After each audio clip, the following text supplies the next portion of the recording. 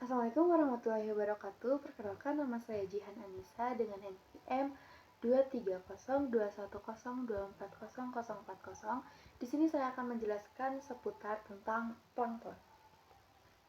Plankton adalah organisme akuatik yang tidak dapat berenang melawan arus dan biasanya terbawa oleh pasang surut.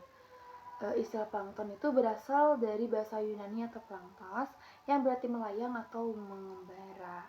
Plankton terbagi menjadi dua, yaitu ada fitoplankton dan zooplankton. Fitoplankton itu adalah plankton tumbuhan dan zooplankton itu adalah plankton hewan. Oke, dan selanjutnya saya akan menyebutkan contoh-contoh plankton laut dan klasifikasinya. Oke, yang pertama ini saya akan menyebutkan plankton laut, zooplankton, dan klasifikasinya. Yang pertama itu ada diatom, organisme mikroskopis yang memiliki dinding sel memilika. Terus yang kedua, dinoflagellata memiliki dua flagella yang dapat bersifat fotosintetik atau heterotrof.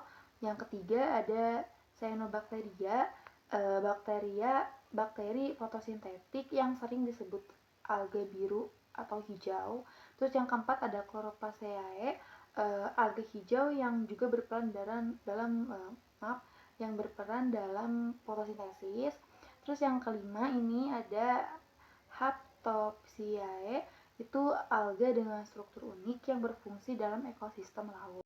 Dan selanjutnya saya akan menyebutkan klasifikasi dari fitoplankton.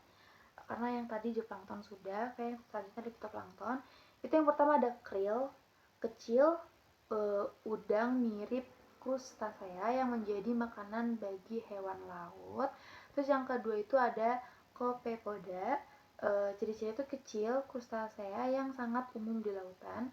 Terus ada Rotifera, itu mikroorganisme berukuran kecil yang sering ditemukan di air tawar dan laut.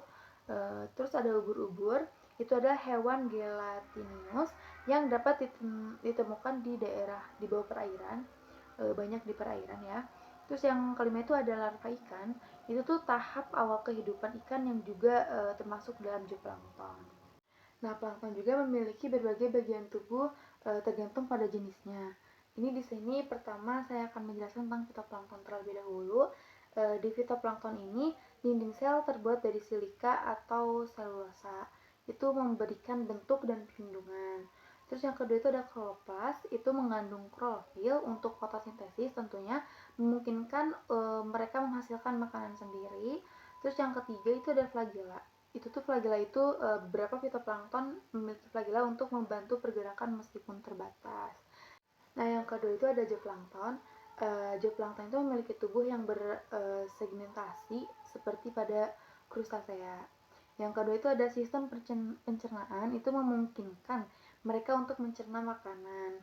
Biasanya fitoplankton atau organisme kecil lainnya. Terus yang terakhir itu ada flagella atau tentakel, digunakan untuk menangkap makanan atau membantu dalam pergerakan. Dan selanjutnya saya akan menjelaskan tentang bagaimana cara hidup plankton.